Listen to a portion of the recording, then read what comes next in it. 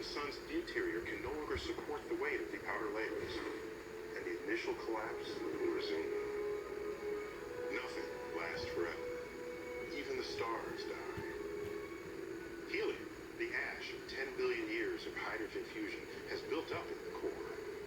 With no nuclear fire to sustain its weight, the core collapses until it becomes hot enough to start fusing helium into carbon and oxygen. The core of the sun is now much hotter than it was before. Its atmosphere rapidly expands.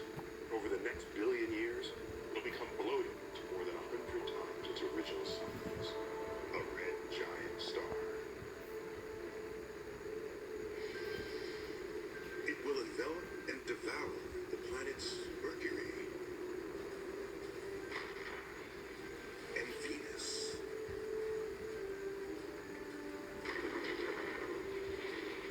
And possibly the Earth.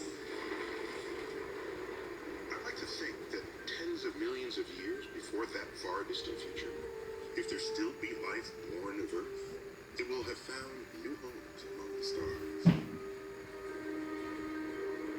Once the sun burns through its helium, it will become highly unstable, casting off its outer layers into space.